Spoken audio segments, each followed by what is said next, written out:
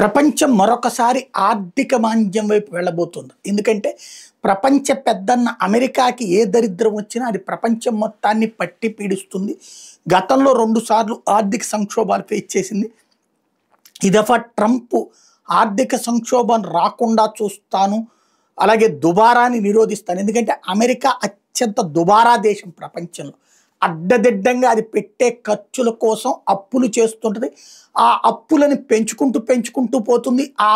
ఏది ప్రపంచంలో ఎవడెవడికో ఏదేదో ఆయుధాలకు ఫ్రీగా ఇస్తుంది, ఎవడెవడినో యుద్ధాలు ప్రోత్సహించడానికి డబ్బులు ఇచ్చేస్తుంది. దానివలన డబ్బులు వస్తాయి అనుకుంటుంది, ఏమీ రావు. ఫైనల్గా అమెరికా మునుగుతా ప్రపంచాన్ని ముంచుతూ ఉంటుంది. డాలర్లను విపరీతంగా ప్రింట్ చేసి ప్రపంచం మీద వదిలి తనని తాను కాపాడుకుంటూ ఉంటుంది.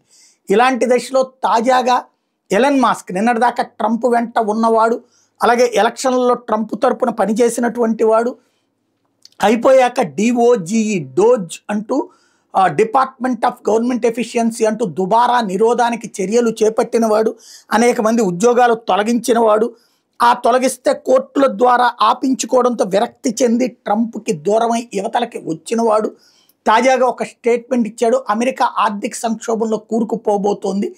$2.5 ట్రిలియన్, బిలియన్లు కాదు $1 ట్రిలియన్ ఆర్థిక లోటు కనబడుతుంది. అంటే ప్రభుత్వానికి వచ్చే ఆదాయానికి ప్రభుత్వ వ్యయానికి మధ్యన $2.5 ట్రిలియన్ లోటు కనబడుతుంది అన్నటువంటి స్టేట్మెంట్తో అతిపెద్ద ఆర్థిక సంక్షోభంలో కూరుకుపోతోంది అమెరికా అన్నటువంటి వాదన తెర మీదకి తీసుకురావడం ద్వారా ఒక పెద్ద షాకింగ్ సమాచారాన్ని అందించాడు.